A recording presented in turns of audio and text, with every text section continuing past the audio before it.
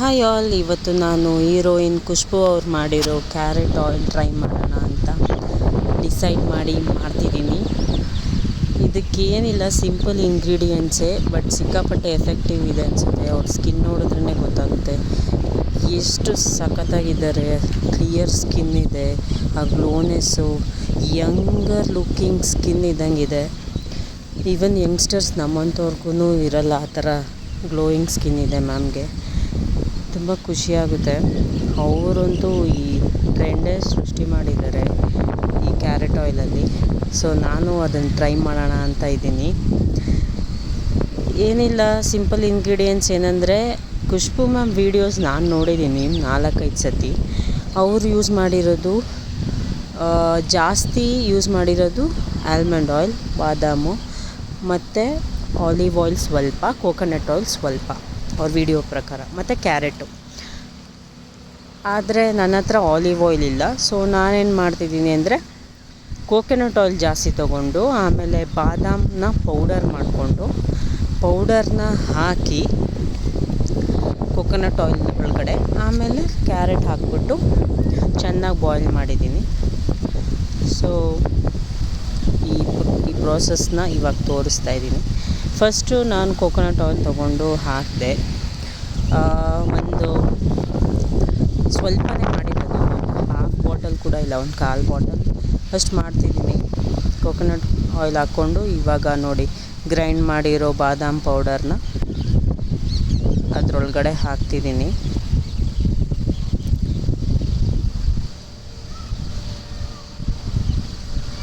Almond oil ನಿಮ್ಮ ಹತ್ರ ಏನಾದರೂ ಇದ್ದರೆ ತುಂಬ ಒಳ್ಳೆಯದು, ಅದನ್ನೇ ಹಾಕಿ. ಯಾಕೆಂದರೆ ನಾನು ಇದರಲ್ಲಿ ಬಾದಾಮ್ ಪೌಡರ್ ಹಾಕಿರೋದ್ರಿಂದ ಹೆಂಗೆ ಬರುತ್ತೆ ಅಂತ ನನಗೂ ಗೊತ್ತಿಲ್ಲ. ಈಗ ಬಾದಾಮ್ ಪೌಡರ್ ಹಾಕಾದ್ಮೇಲೆ ಸ್ವಲ್ಪ ಹೊತ್ತು ಬಾಯ್ಲ್ ಆಗಕ್ಕೆ ಬಿಟ್ಟು, ಆಮೇಲೆ ನಾನು ತುರಿದಿರೋ ಕ್ಯಾರೆಟ್, ಫಸ್ಟೇ 1 ಕ್ಯಾರೆಟ್ ತೊಗೊಂಡೆ, ದೊಡ್ಡದು 1 ಕ್ಯಾರೆಟ್ ತೊಗೊಂಡು ಅದನ್ನು ತುರಿದು, ಅಂದರೆ ಗ್ರೇಟ್ ಮಾಡಿದ್ದೀನಿ. ಗ್ರೇಟೆಡ್ ಕ್ಯಾರೆಟ್ನ ತಗೊಂಡು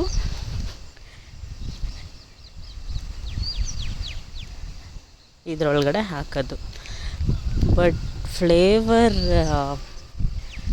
ಸಖತ್ತಾಗಿ ಬರ್ತಾಯಿದೆ. ಬಾದಾಮ್ ಪೌಡರ್ ಹಾಕಿದಾಗಲೇ ಘಮ್ ಅಂತ ಇದೆ.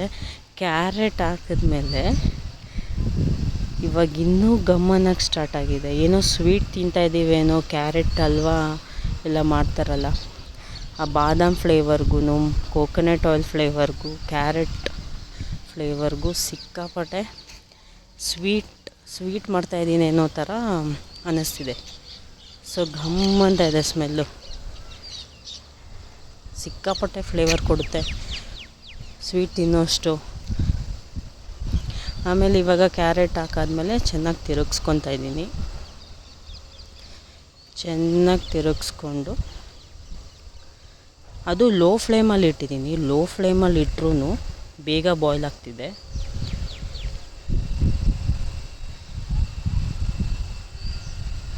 ಸೊ ನಾನೇನು ಮಾಡೋಣ ಅಂತ ಇದ್ದೀನಿ ಅಂದರೆ, ಬೇಗ ಬಬಲ್ಸ್ ಬಂದ್ಬಿಡುತ್ತಲ್ವ ಬಾಯ್ಲ್ ಆಗಿ, ಅದನ್ನು ಆಫ್ ಮಾಡಿ ಮತ್ತೆ ಒಂದು 4-5 ಮಿನಿಟ್ಸ್ ಬಿಟ್ಟು ಮತ್ತೆ ಫ್ಲೇಮ್ ಆನ್ ಮಾಡಿಕೊಂಡು ಕುದಿಸೋಣ ಅಂತ ಇದ್ದೀನಿ. ಸೊ ನಾನು ತಿರುಗಿಸ್ತಾನೇ ಇದ್ದೀನಿ ಚೆನ್ನಾಗಿ.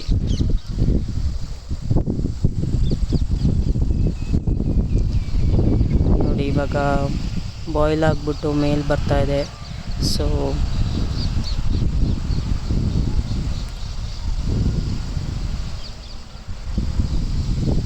ಆಫ್ ಮಾಡ್ತೀನಿ. ಆಫ್ ಮಾಡಿಬಿಟ್ಟು ಕೂಲ್ ಆಗಕ್ಕೆ ಬಿಡ್ತೀನಿ ಒಂದು ಸ್ವಲ್ಪ ಹೊತ್ತು. ಆಮೇಲೆ ಮತ್ತೆ ಫ್ಲೇಮ್ ಆನ್ ಮಾಡ್ಕೊಳ್ಳೋಣ.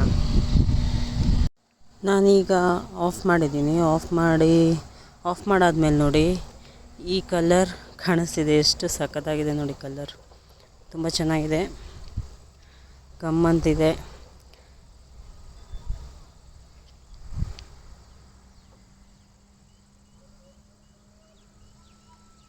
ಈಗ ಸ್ವಲ್ಪ ಹೊತ್ತು ಬಿಟ್ಬಿಟ್ಟು ಮತ್ತೆ ಆನ್ ಮಾಡಿ ಒಂದು 3-4 ಮಿನಿಟ್ಸು ಕುದಿಸ್ತಾ ಇದ್ದೀನಿ.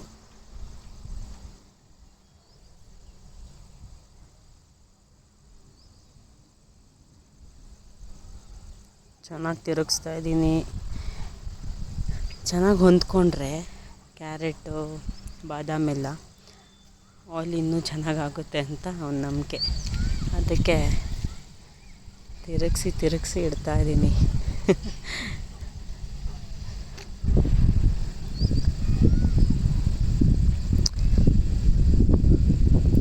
ಅಂದರೆ ನಾನು ವೀಡಿಯೋಸ್ ನೋಡಿದ್ದೀನಲ್ಲ ತುಂಬ ಕ್ಯಾರೆಟ್ ಆಯಿಲ್ ಮಾಡಿರೋರು, ಖುಷ್ಬು ಮ್ಯಾಮ್ ವೀಡಿಯೋಸ್ ನೋಡಾದ್ಮೇಲೆ ಅವರೆಲ್ಲ ಆ್ಯಕ್ಚುಲಿ ಈಗ ನಾನು ತೋರಿಸ್ತಾ ಇದ್ದೀನಲ್ಲ ಈ ಕನ್ಸಿಸ್ಟೆನ್ಸಿಲೇ ಬಾಯ್ಲ್ ಮಾಡ್ಕೊಂಡು ಆಫ್ ಮಾಡಿದ್ದಾರೆ. ಆವಾಗ ಎಕ್ಸಾಕ್ಟಾಗಿ ಕ್ಯಾರೆಟ್ ಕಲರೇ ತೋರಿಸುತ್ತೆ ಆಯಿಲು.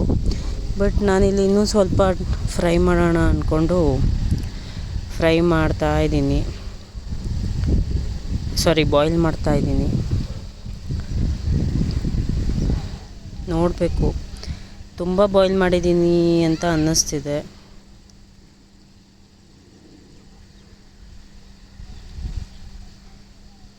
ನಾನು ಇನ್ನೊಂದು ಸ್ವಲ್ಪ ಅಂದ್ಕೊಂಡು ಸ್ವಲ್ಪ ಜಾಸ್ತಿನೇ ಬಾಯ್ಲ್ ಮಾಡಿಬಿಟ್ಟಿದ್ದೀನಿ ಆ್ಯಕ್ಚುಲಿ. ನೋಡಿ ಈ ಕಲರ್ ತೊಗೊಂಬಂದ್ಬಿಟ್ಟಿದ್ದೀನಿ. ಸ್ವಲ್ಪ ಡಾರ್ಕಿಶ್ ಬ್ರೌನ್ ಕಲರೇ ಆಯಿತು. ನಿಮ್ಮಿಷ್ಟ. ಸ್ವಲ್ಪ ಕ್ಯಾರೆಟು ಬಾಯ್ಲ್ ಮಾಡ್ಕೊಳಂಗಿದ್ರೆ ಸ್ವಲ್ಪ ಕ್ಯಾರೆಟ್ ಕಲರೇ ಇರಲಿ ಅನಿಸಿದ್ರೆ ಸ್ವಲ್ಪ ಬಾಯ್ಲ್ ಮಾಡ್ಕೊಳ್ಳಿ. ನನಗೆ ಸ್ವಲ್ಪ ಜಾಸ್ತಿ ಬಾಯ್ಲ್ ಆಗಲಿ ಅಂತ ಬಿಟ್ಟೆ. ಈ ಕಲರ್ ಬಂದಿದೆ, ಅಲ್ಲಿಗೆ ಆಗಿದೆ. ಇನ್ನೂ ಸ್ವಲ್ಪ ಹೊತ್ತು ಬಿಟ್ಟರೆ ತುಂಬ ಸೀದೋಗುತ್ತೆ ಅಂದ್ಕೊತೀನಿ. ಯಾಕೆಂದರೆ ಬಾದಾಮ್ ಪೌಡರ್ ಬೇರೆ ಹಾಕಿರೋದ್ರಿಂದ ನನಗೂ ಇದು ಫಸ್ಟ್ ಟೈಮು. ಸೊ ಆಫ್ ಮಾಡಿಬಿಟ್ಟು ಕೂಲಾಗಕ್ಕೆ ಬಿಡ್ತೀನಿ. ಇವಾಗ ನಾನು ಕೂಲಾಗಕ್ಕೆ ಬಿಟ್ಟೆ. ಇವಾಗ ಒಂದು ಚಿಕ್ಕ ಬಾಟಲ್ ತೊಗೊಂಡಿದ್ದೀನಿ. ಇದು ಪ್ಲಾಸ್ಟಿಕ್ ಬಾಟಲ್ ನಾರ್ಮಲ್. ಸೊ ಇದನ್ನು ಕ್ಲೀನ್ ಮಾಡಿ ಇಟ್ಕೊಂಡಿದ್ದೆ. ಒಂಚೂರು ನೋಡೋಣ ಯಾವ ಕಲರ್ ಇದೆ ಅಂತ ಆಯಿಲ್ ಹಾಕಿದ್ದೆ. ಎಲ್ಲ ಸೋರಿಸ್ಕೊಂಡಿದ್ದೀನಿ ನಾನು ಆಲ್ರೆಡಿ.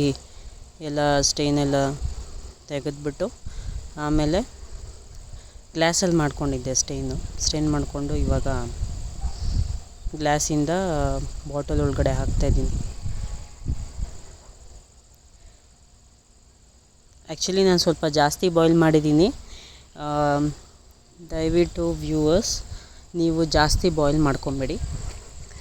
ನಾನು ಸ್ವಲ್ಪ ಜಾಸ್ತಿನೇ ಬಾಯ್ಲ್ ಮಾಡಿರೋದ್ರಿಂದ ಇದು ನಿಮಗೆ ಕ್ಯಾರೆಟ್ ಆಯಿಲಾ ಅಥವಾ ಏನೋ ಬೇರೆ ಆಯಿಲ್ ಅನ್ನೋ ಥರ ಕಾಣಿಸುತ್ತೆ. ಬಟ್ ಇದು ಕ್ಯಾರೆಟ್ ಆಯಿಲೇ. ನಾನು ಸ್ವಲ್ಪ ಜಾಸ್ತಿ ಬ್ರೌನಿಷ್ ಆಗಿ ಬಾಯ್ಲ್ ಮಾಡ್ಕೊಂಬಿಟ್ಟೆ. ನೀವು ಸ್ವಲ್ಪ ಲೈಟಾಗಿ ಬಾಯ್ಲ್ ಮಾಡ್ಕೊಳ್ಳಿ, ಆವಾಗ ಚೆನ್ನಾಗಿ ಅನಿಸುತ್ತೆ. ನೋಡೋಣ, ನಾನು ಇವಾಗ ಆಯಿಲ್ ಮಾಡಿದ್ದೀನಲ್ವ, ಯೂಸ್ ಮಾಡಿ ನೋಡ್ತೀನಿ. ಈಗ ಟ್ಯಾನ್ ಆಗಿರೋರಿಗೆ ಇದು ಒಳ್ಳೆಯದು. ಸ್ಕಿನ್ ಬ್ರೈಟ್ನಿಂಗ್ ಕೊಡುತ್ತಂತೆ, ಮತ್ತು ಆ್ಯಂಟಿ ಏಜಿಂಗ್, ರಿಂಕಲ್ಸ್ ಎಲ್ಲ ಇರುತ್ತಲ್ವ, ಸೊ ರಿಂಕಲ್ಸ್ನ ಅವಾಯ್ಡ್ ಮಾಡುತ್ತೆ. ಚೆನ್ನಾಗಿ ಅಪ್ಲೈ ಮಾಡಿದ್ರೆ ಡೈಲಿ ಅಪ್ಲೈ ಮಾಡಬೇಕು. ನೈಟ್ ಟೈಮ್ ಅಪ್ಲೈ ಮಾಡಿದ್ರೆ ತುಂಬ ಒಳ್ಳೆಯದು.